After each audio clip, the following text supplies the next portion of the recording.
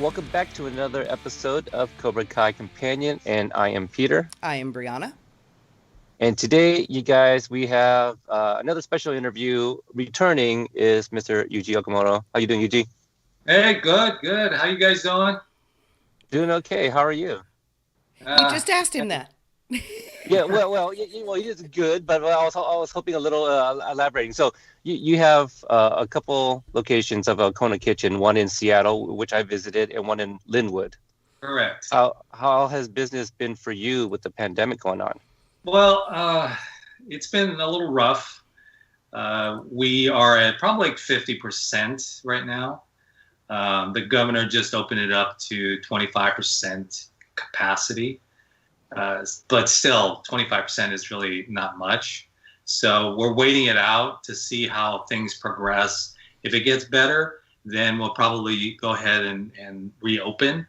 But at 25%, it's still kind of dicey whether or not you open, because they could easily have another outbreak and we might get shut down again. So we're just kind of holding tight. Still managing to service the wonderful customers that come through our doors. So we're really fortunate, because I know a lot of people have been struggling through this whole pandemic. So we've been pretty blessed. That's good. It's good to hear that. Just to kind of launch off of that question, how does one go from being an actor to running two restaurants as successful as Kona Kitchen is? Man, it's a long story. Man, it's interesting. When I first moved up here to Seattle, there wasn't much as far as acting work. So I thought, what is there to do up here? So I loved Hawaiian food. I thought, why not do a Hawaiian restaurant? It was my brilliant or stupid idea to start these restaurants. And it's quite the transition, because when you play a restaurateur on TV or in a film, it's not quite the same as actually cooking on the line of a restaurant. And it was, again, thrown into the fire. We just decided to go for it, and we opened the first location, and we've been around for probably close to 19 years. And it was a struggle at the beginning, but I think, like anything, it takes hard work. You can't just hope and wish that something that you decide to do is going to magically succeed, because it's your concept and your idea, and it doesn't work that way. You have to put in your blood, sweat, and tears and go through all this kind of suffering, and then you kind of push through all that. And we had a tough first year. I'm not going to lie. People ask me, hey, it sounds great, romantic doing a restaurant, and I always wanted to do a restaurant. I always tell them, don't do it. It's a lot of work, but it's so far, knock on wood, it's paid off. And like I said, if you want to do something, you got to put your nose to the grindstone, stick to it, don't give up, but you got to work your butt off, like anything. Yeah, I don't own a restaurant, but with this podcast, I have put blood, sweat, and tears into this. And I just announced yesterday that I will be speaking with Robert Mark Kamen at the time of this recording tomorrow on Friday. So excellent. I love Mark. Yeah, Mark's a great writer. He's a man. I owe him a lot, because he wrote such a memorable character for me. So, but yeah, so I can understand that. Did either of you have any cooking experience, any culinary experience, or did you just literally dive in? You got it. That's about it. I didn't have really any experience except cooking in my own kitchen at home. So going into a commercial spot and learning how to manage a line and the different tasks that you have to delegate to people and the prep. And it's not like cooking for 4 people. You're cooking for hundreds of people. So it was quite the learning experience and the learning curve. Would I do it again?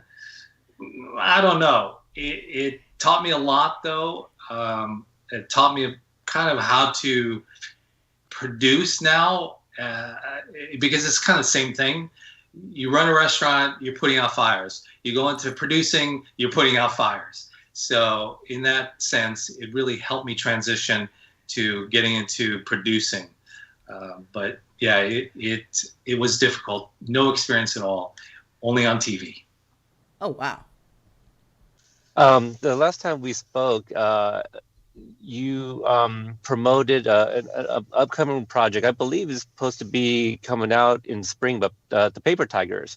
Yes. I know that it was kind of making its circuit last October, I believe. Can you give us an update and the status on that? Yeah, we were really fortunate. We had so many supporters to begin with for the film.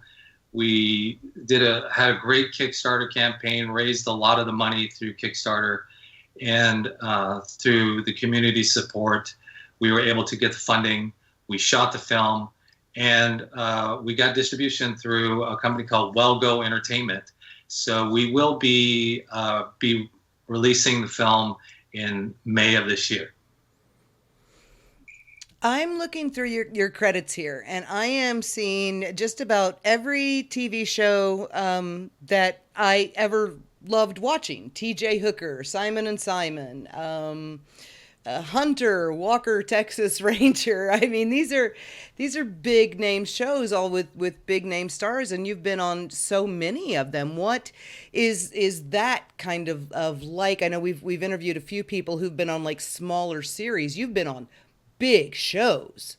Do you run into Chuck Norris, and how do you deal with working with Chuck Norris and things like that? Yeah, it was working with Chuck. I'll go with that first. Because I've watched Chuck for many years and known him as a really good martial artist. And so when I got on Walker, Texas Ranger, it was a little intimidating, because I had fight scenes with Chuck Norris, and I think I got a chance to beat him up a little bit, which was really kind of cool. But yeah, it's like any job that you do. You go in there and, especially doing episodic TV, you're kind of a one and done on these shows. And so you're kind of the hired gunslinger. You come into town, you do your job, and then you're gone. But I've been so fortunate, I guess, throughout my career that I've been able to work with a lot of wonderful actors, producers, directors. Yeah, it's been a wonderful time. Who would have thought that this shy kid from East Hollywood, California, would decide to become an actor? And for those that are tuning in and missed our first interview, we'll be sure to put a link in.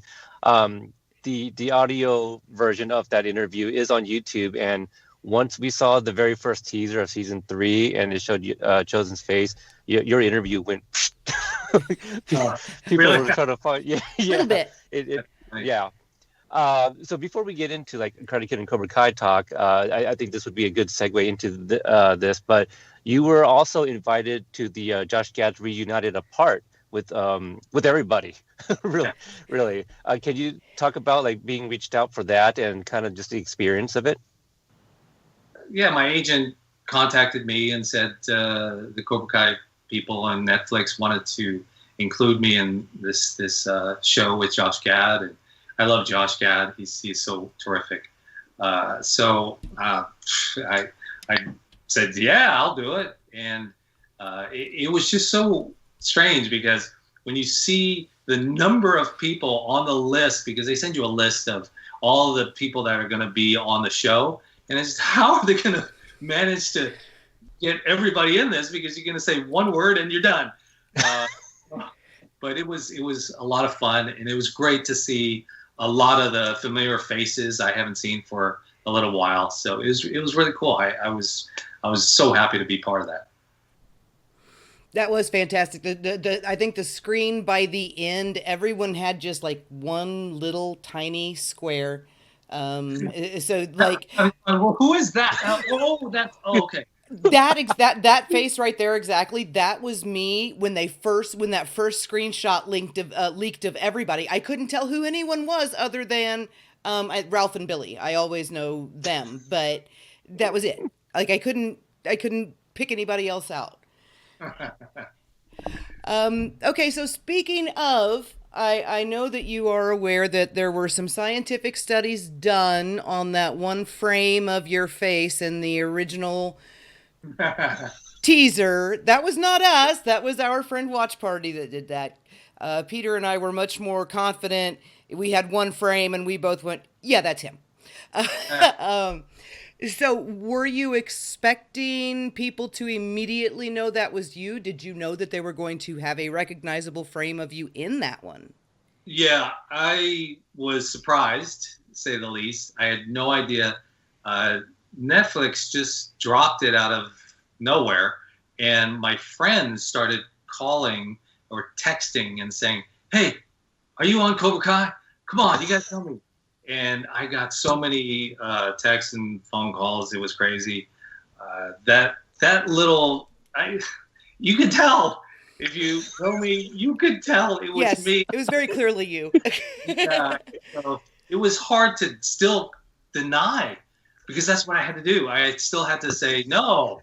That just looks like me. I don't know what you're talking about. Or I couldn't respond to a lot of these people, and a lot of them were my friends. So I felt tremendous guilt because I couldn't say anything, and it was really tough.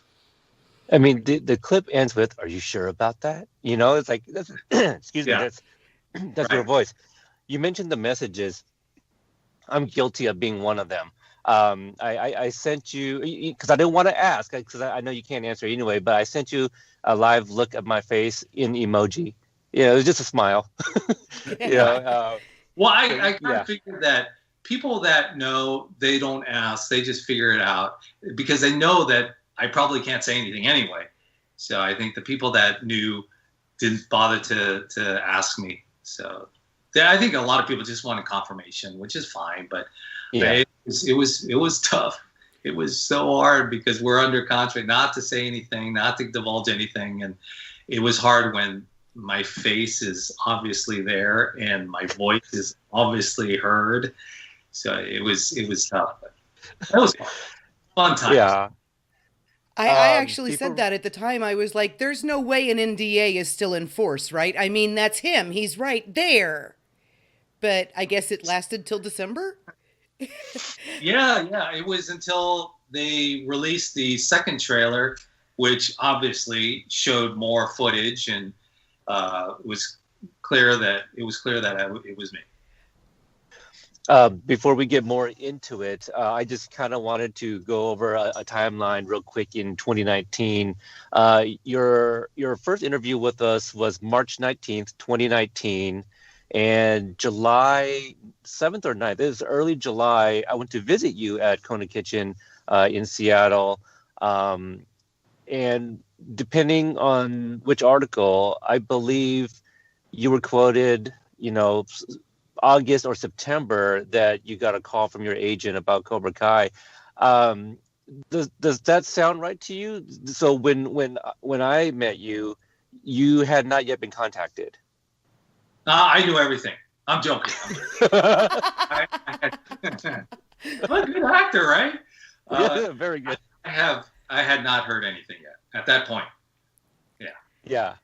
Just because it's like it kind of fell in right around the same time. I go, we did talk a lot about Cobra Kai and how Chozen could end up on it. So I was just kind of curious. Yeah.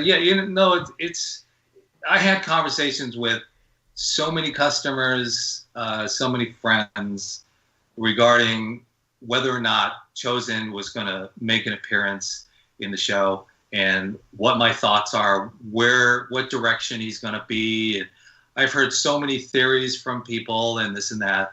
But at that point, in July, early July, I had no idea.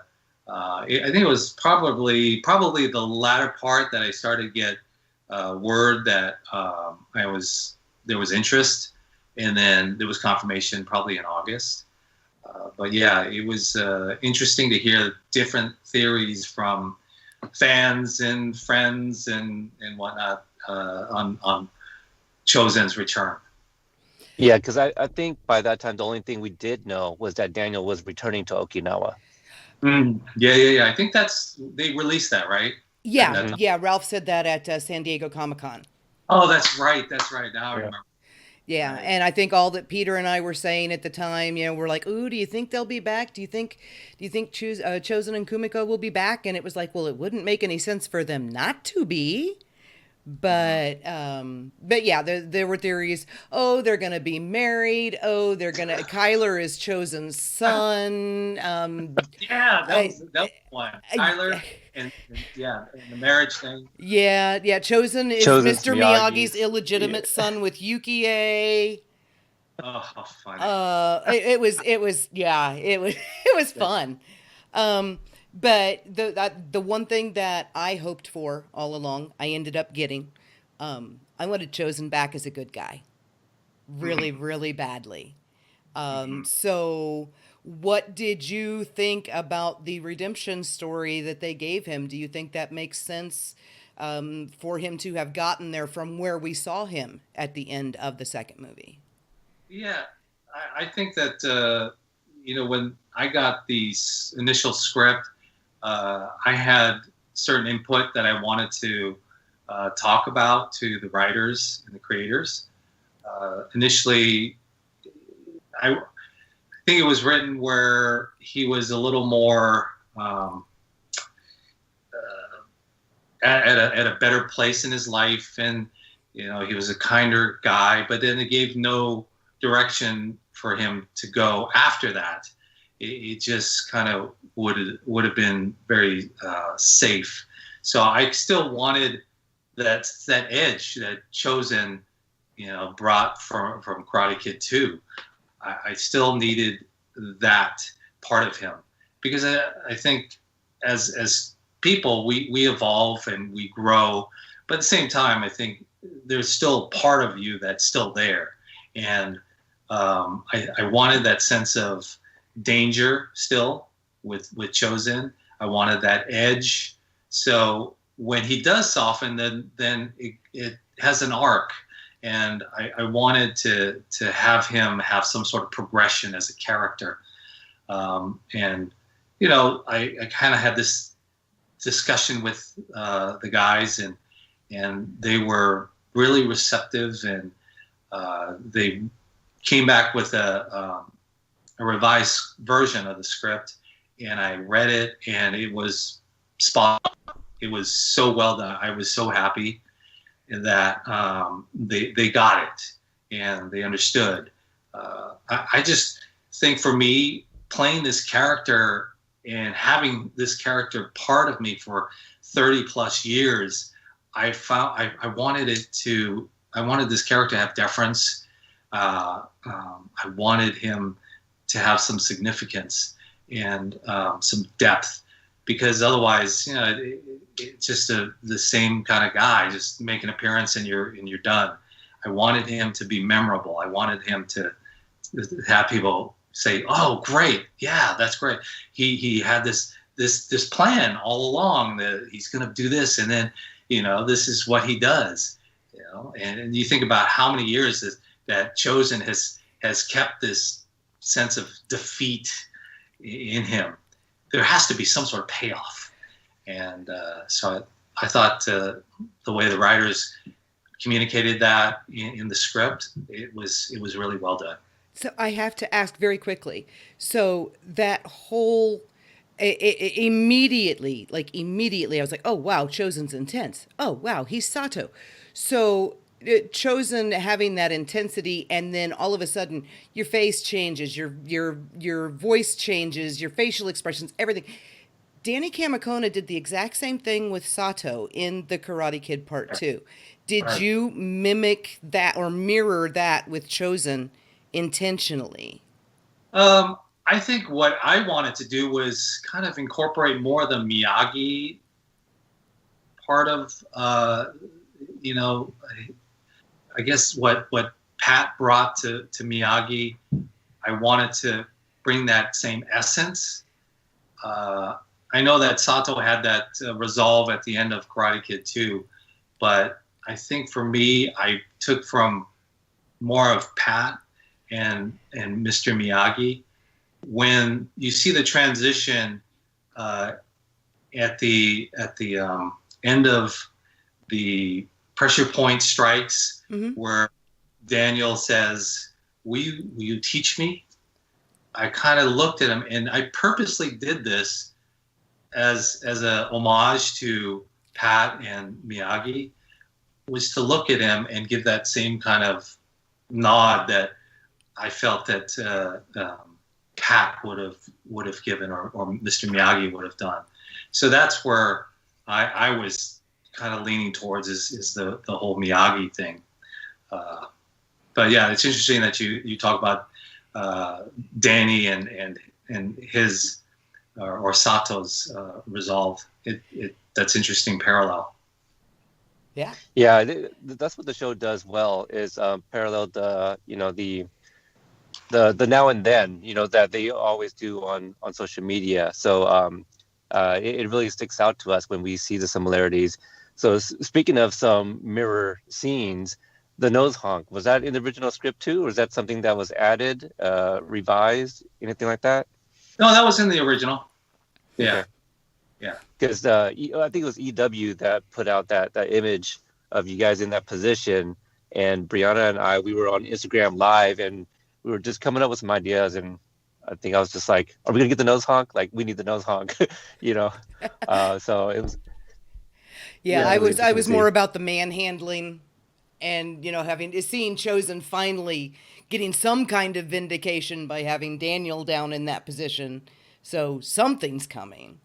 But Peter's been all about the nose honk for the last 2 years. That's all he's been talking about. Nose honks, and Okinawan hand drums. They are like Peter's two favorite things in the world. You cut out a little bit. Oh, I said nose honks and Okinawan hand drums are your two favorite things in the universe. Yeah, I'm surprised we didn't get more of the hand drum in season 3.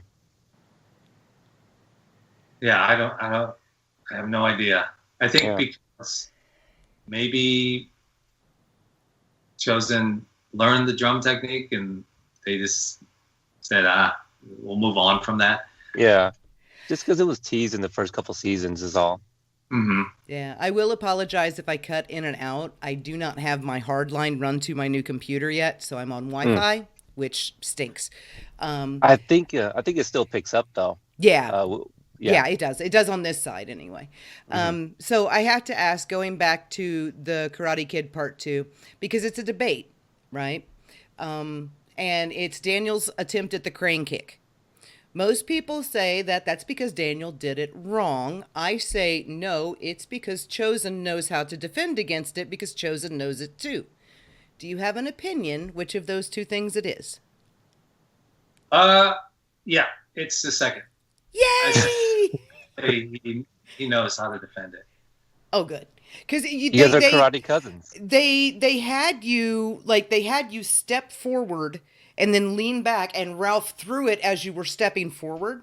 So I'm like, no, that's intentional. He drew him out. He knew what he was doing. Yeah.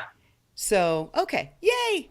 I was right about something. I'm not right very often, so that makes me happy. Well, that's my choice, but. Oh, okay. My choice, my character choice. Okay. So you get down to Atlanta. Can you talk about what it was like the first few days being down there, speaking with John, Josh, and Hayden, and seeing Ralph, which I believe the last time you and I spoke, you said you had not seen him since Pat's memorial. Yeah, it's been a while. Actually, Ralph had me come out early. I think it was a week early to go over the fight sequences. So we would be good on all the rehearsals of the fights. So we're ready to shoot. But yeah, I went down there a week early. And met up with Ralph and Hiro Koda, who's was Stunt coordinator. Yeah, all the fight choreography and all that. So we started, working out, and it was cool because it was just like being on Karate Kid 2 again. Yeah, it was just fun, easy. There's a lot of work with trying to wrap your head around all the sequences, because we went through all of them at once and we learned each one. But it was kind of intimidating at first because it'd been a while since I had really actually trained hard to be able to do this in a moment's notice. So thank God that Ralph had me come out early to do the rehearsals. It really helped out a lot. But yeah, it was great seeing the writers and meeting them for the first time, actually physically being there. But it was a blast. Loved being in Atlanta. It was great. I do have to say, one of the things that impressed me the most, but not one of it, the thing that impressed me the most was watching those fight scenes between Daniel and Chozen. And yeah, I know that there are times that, it was not you and Ralph for very logical reasons, but the amount of times that it was is kind of jaw-dropping. I mean, you guys really got into it. Did it feel like 30 years had gone by, or did it feel like you guys were picking up right where you left off? Yeah, it felt like we were picking up right where we left off.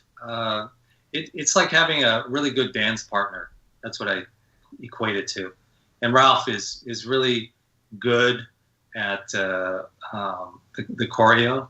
He'd get it like that, and so everything was really smooth. We just had a great synergy when we were doing the fight scenes. So it wasn't like really difficult, and having good people there watching over it, coaching, all that stuff made it that much easier.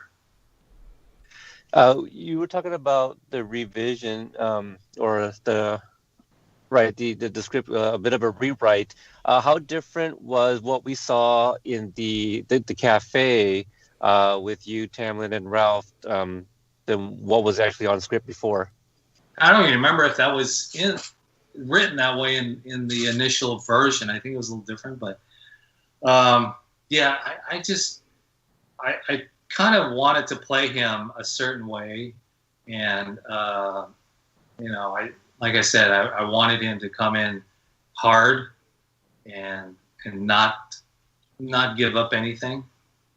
So I think it's just having that stoicness.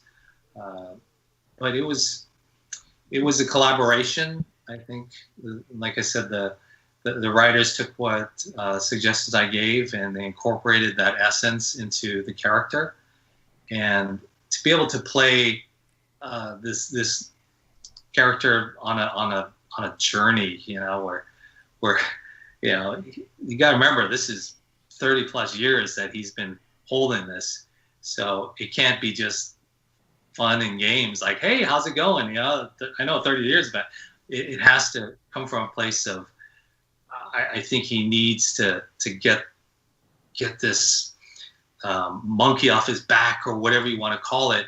And he does it in his own way. He doesn't want to come off as this easygoing kind of guy, but inside, I'm sure he's probably thinking, "Oh, this is what I wanted. I got what I wanted, and now it's time to apologize and move forward."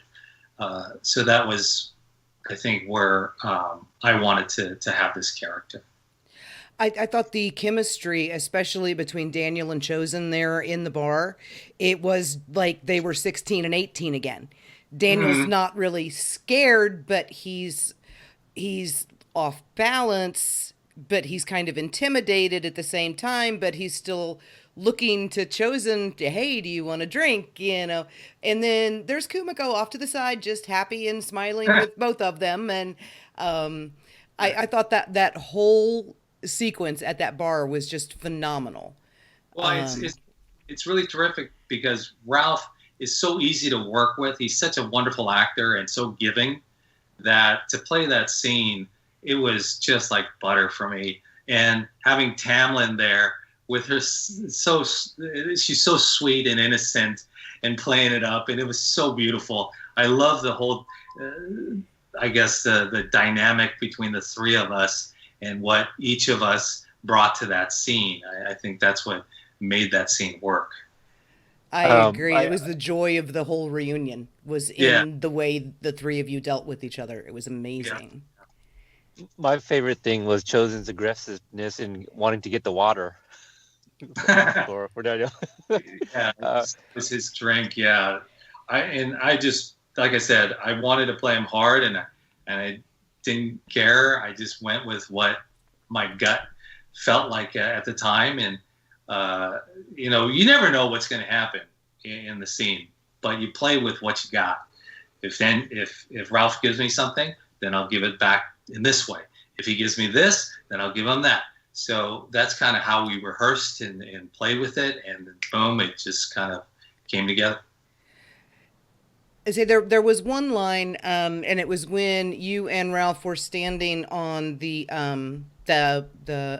deck Platform. Yeah, looking out over, and you asked him.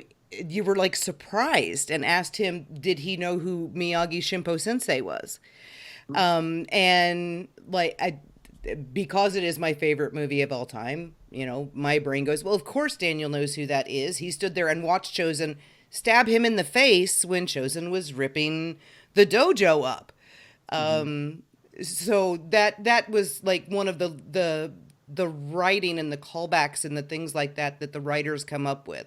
And that was one that stuck out in particular to me. It was like Chozen didn't even remember that he had destroyed that picture right in front of Daniel. And that was actually what set Daniel off to try to stop him, was the destruction of that picture. So yeah, the writers, they're so awesome. They do a lot of those throwbacks and callbacks to the original film.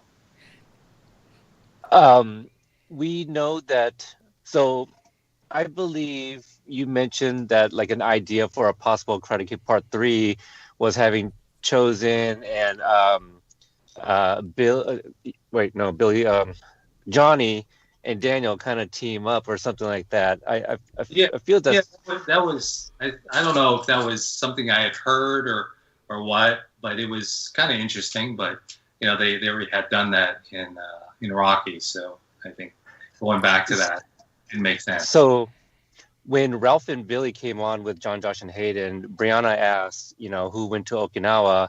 Ralph raised his hand, and then Billy kind of joked like, "Oh yeah, I might have gone too." So we kind of like, you know, for a few months, we're like, "Oh, how crazy would it be to see like an episode of like Daniel and Johnny on a plane?" But you went with Ralph to Okinawa too. So what was the flight like for you guys? Because you haven't seen each other in so long. Now you guys are stuck on a plane with each other for hours. Well, we were on separate planes because he's coming from the East Coast and I was coming from the West Coast. So we all met up in Okinawa. And, so they weren't quite sure whether or not they're going to be able to shoot in Okinawa, but they made it happen. Thank God they did, because it brought just a genuine vibe and such an essence that I think you could not capture in Atlanta, Georgia. There was just some magic that happened when we were in Okinawa, and I mean, that's where Miyagi-Do started. So for Ralph and I, it was a real magic moment. Just looking out, and Brianna brought up that scene where we're looking out over at the islands, and it was so magnificent. you could not replicate that anywhere. And like I said, it was the essence, I think, of the whole Goju-ryu Miyagi-Do vibe that was there that really made it magical.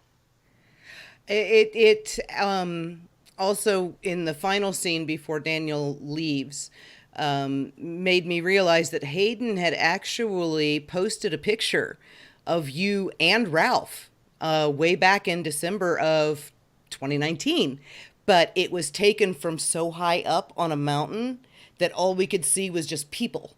Yes. And it was raining and everybody had raincoats on and all this stuff, so we couldn't tell who was who. Yeah. But you two were absolutely down there at the time, and I was like, that sneaky little Hayden. Because that's about all you can say. Hayden had mentioned once, and just curiosity getting the better.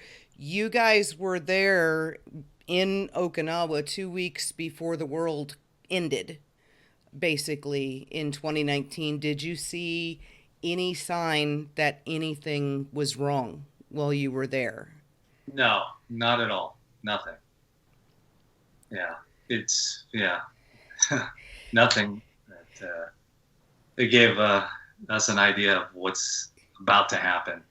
Right. I know that when come the end of January, when everything was falling apart, I was like, and I did not know you were with them at the time. I was like, Hayden and Ralph were just there.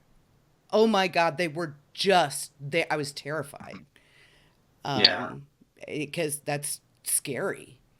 Yeah, I guess it's life. It's all about timing. We were fortunate enough to be there at that time and miss that window, thank God. But yeah, if it happened when we were there, no telling what would have happened. Thank God it didn't. Yeah. So you guys were there for 5 days, was it?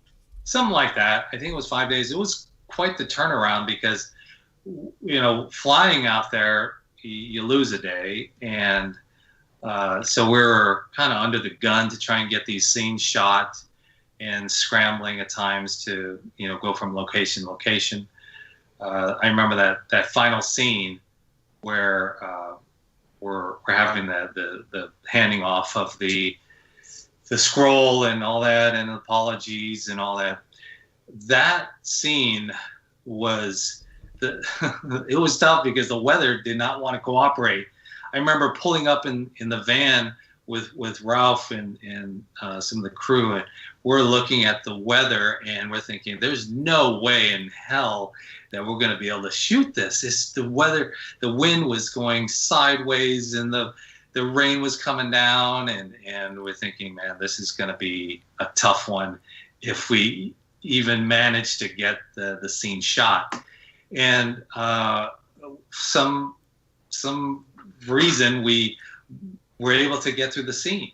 It was windy, had hairspray, my head that felt like it was a helmet that I was wearing because it was so heavy, but the umbrellas were going inside out sometimes, and the rain was coming down, but we managed to push through this scene, and Ralph was just terrific. He gave me a lot of his emotion in the scene, and it made my job a lot easier.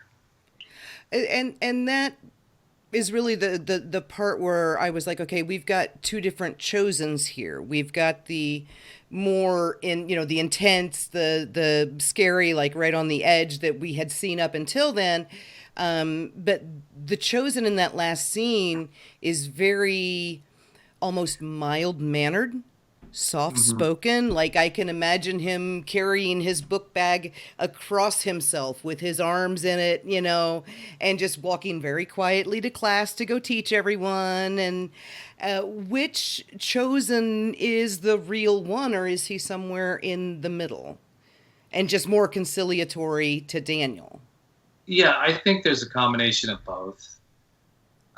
I still think that Chozen has it within him to rip somebody's head off if he has to.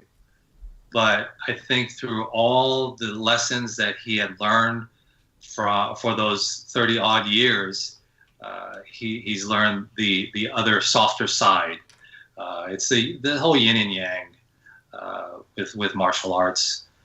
So I think he's found that balance that Daniel and Miyagi always talk about. Find that balance, and I think I just don't want Chozen to lose that sense of danger, because he needs to have that edge. It's a survival thing, I'm sure. Mm-hmm.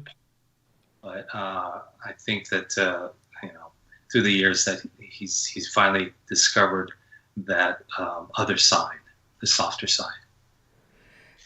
I think a lot of us know that you're very close with Tamlin Tomita. Were you able to reunite with Tracy Toguchi as well? Yeah, in Atlanta, we got a chance to go out to dinner one night, and it was such a wonderful wonderful time, kind of catching up on what she's been doing. I had conversations with her via email and whatnot prior to that, but that was many years ago. I know she was doing a lot of music, focusing on that as a singer, and so it was great to see her after all this time. It was wonderful. So yeah, it's so weird when you remember her as this little girl on a bell tower, and now she's all grown up and turned into a beautiful woman. So. Yeah, I thought it was fantastic. Peter, one of his theories was like, oh, well, maybe they're going back for her wedding, and Daniel's giving her away or whatever. Mm-hmm. A question, I don't know if you know or if it's like in a backstory you came up for him. Sato's last name is Sato, correct? Because mm-hmm. And then Chozen's last name is Toguchi. So how is he his mother's brother? And where are Chozen's parents? Do you know? Well, always wondered this. That's an actor's secret. Oh, okay. That's a secret backstory. Yeah, I just have my kind of every time I do a show, I always like to have a backstory. I like to create a history of the character. So yeah, I have it somewhere locked away. Who he is, where he came from, who his parents were, what happened, why is Sato's name Sato and his is Toguchi. All the whole relationship. I'm sure it's somewhere with my script from Karate Kid. Somewhere, but perhaps even with Miyagi scrolls. Yeah, exactly. And that's not for me, so I can take that answer 100%. I like that. As we get ready to wrap up, I probably have a couple more questions. Sure. During one of the fights, there's a thing that you do that really stood out to me, and I don't know if it was direction or this is something that you came up with, but it was one of the sequences on the platform outdoors, and after you kind of disable Ralph there, you kind of fix your gi, tighten the belt, kind of business-like. Can you tell me about like doing that and how did that come about? That was just a choice I made. Yeah, this is like, so I knew I had him. I knew he was disabled. I knew he was no threat.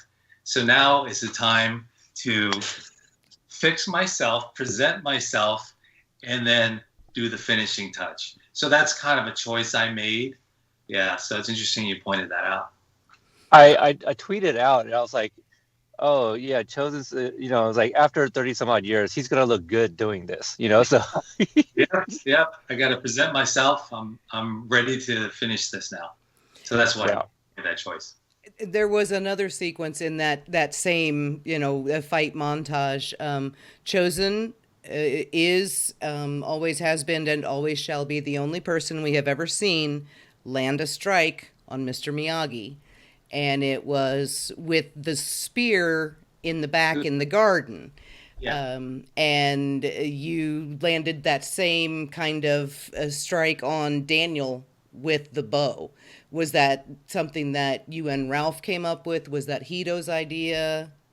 Yeah, that was all Hito. Hito choreographed everything, and what I love about Hito and the whole stunt crew was the fact that they tailor fight scenes to fit what your strengths are, and I really appreciate that. So he makes my life a lot easier because once you hit that 60 mark, it makes it a little harder to do certain things that maybe you could do in your 20s and 30s easily, but once you hit that mark, it makes it a little difficult. But yeah, he was so gracious and so awesome to work with that.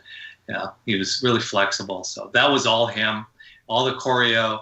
He's responsible for all that stuff. Yeah, and the stunt team just got nominated for SAG. Just got a SAG nomination today, actually. Yeah, one of our admins, Amy, found that. So yeah, congrats to the whole stunt crew. Yeah, that's awesome. So I mean, I know I said I had a couple questions, so I'll keep it short. I love a lot of the dialogue between Chozen and Daniel. One of my favorite is when Daniel grabs a scroll and Chozen's like, "No, this, it's not for you. You're a foreigner." Like, I love that line. Just calling him out. But what do you think about the secret that we do learn about Miyagi-Do, that defense comes in different forms, and yeah, that if need to, you can kill because of the invasion some time ago. Well, I think going back to what you mentioned about the scrolls and his reaction to that, I think as any martial arts instructor, they would feel the sense of this is something I worked for, and I'm not going to just give out secrets to just anybody. This is something that I feel you have to earn, right? So when that moment came, it's more of a martial arts thing, an instructor to what Chozen sees Daniel as is more of his inferior, his student, because he doesn't think that Ralph or Daniel-san should deserves this, because this is something that Chozen probably had been passed to him through his uncle, and something that's really important to him. So I think that's part of the reason why he reacts the way he does. That whole, I thought it was very strange, but at the same time kind of poignant. It was like, why are the Miyagi family historical scrolls with Chozen Toguchi instead of back in California with the estate of Nariyoshi Miyagi? Yeah. But then it's like, oh, well, maybe he planned to go back and get them and was never able to, or he left them to Sato on purpose. One of the things that I thought was the greatest about this season, and it was just in a line, I don't know whether it was meant to be as big a deal as it was to me, or if it was meant to just be a throwaway, and it's when Chozen mentioned that he was suicidal and Sato saved him. This was a man that we had seen in The Karate Kid Part 2, to whom honor was so important that he had spent 60 years of his life hating his best friend over it. And, it was that when Chozen refused to go help Daniel get Yuna off the bell tower, he disowned him. You're dead to me. For that man to turn around then and convince Chozen not to kill himself, to me, I thought was remarkably demonstrative of how much Sato actually did love him. So I was just kind of wondering, am I reading way more into that than was ever intended? or is that the kind of thing that you thought that they were getting at with that line? So that was a lot of stuff that you just covered. So so throw that question out again. Okay. Well, Sato, because honor was so important to him. To Right. me, Sato being the one that convinced Chozen not to kill himself was a big deal. And I was just wondering if that was meant to be that big of a deal, or if I was just reading way more into it than was there. I don't know. I think that Sato was an important part of Chozen's life. I mean, he practically raised him, and so when he basically disowned him at the end of Karate Kid 2, I think that there was a lot of pain that Chozen had to deal with. I think there's a lot to that. When he says, "Yeah, he did save me from killing myself." Yeah, he probably did, and he cared tremendously for his nephew. No matter how much pain and heartache Chozen put his uncle through, I think there's still that special bond that they had. So I think with this, going back to the scrolls and passing on and all that stuff, yeah, I think there's that sense of forgiveness on Sato's part to give his nephew the scrolls, pass all that stuff on to him, because maybe Mr. Miyagi had passed on the scrolls to Sato because of how he saw the change in Sato. So when Miyagi passed, then Sato gets the scrolls, and Sato passes the scrolls on to Chozen. So I don't know if that answers your question, but I think with any Asian culture, honor is everything. And I think with the relationship, that was probably the biggest thing is that sense of honor that you have to show. So I think they had that, like I said, they had that special bond, the two of them. And so when he said, yeah, he saved his life, he probably did talk him off the cliff. That is a fantastic answer, and it makes me happier than you will ever know. Yeah. So thank you. Yeah. Yeah, I do love that, especially when Chozen does decide to give Daniel a scroll. We don't know what scroll or what's on it. We won't ask you. Yeah, because it means that much more of how Chozen has grown and moved on from who he was, because nothing, what Chozen goes through after the events of Karate Kid Part 2, none of that would have happened if Daniel never came to Okinawa. So he must hate that man quite a bit, or the boy who he was. So that's, yeah, we'll end it right there. Yuji, thank you so much for giving us your time. Sure. Thank you so much. Breaking down all of this. Now, we mentioned Paper Tigers. You said May. I did read spring, so that's still in line. Obviously, we'll kind of just wait to hear if things start opening back up as we get close to that. Anything else that you'd like to promote that people can check out? No, that's about it. Just right now is my focus is on the Paper Tigers and the release, and so hopefully folks can come out to the theaters, and depending on whether or not they're going to be reopened or not, but we're hoping for a May release. It's Asian Heritage Month in May, so it falls right in the perfect slot. So hopefully people come out and support. Yeah. All right. I am just going to say it is an honor and a pleasure to speak with you. Thank you so much for being such a huge part of something that has been so important to me, basically my whole life. So. Oh, thank you. Thank you so much for your support. Appreciate it. I hope the newer generation, likes Chozen enough that they'll go back and check out the Karate Kid Part 2. I know that for the newer generation, that's definitely an underseen sequel of the original movie. Again, for those that are tuning in and missed it the very first time, you can listen to our interview with Yuji on our YouTube channel. Obviously, it's on the audio podcast as well. We're on Twitter at Cobra Kai Pod, Cobra Kai Podcast for Instagram. Brianna, you? Everything is over in the description. We've got we'll have Yuji's socials over there. We'll have the links to the original interview. And it's all over there neatly on the left-hand side where everyone can find it. All right. And if you guys are in the Seattle area, go by and get yourself some food from Kona Kitchen.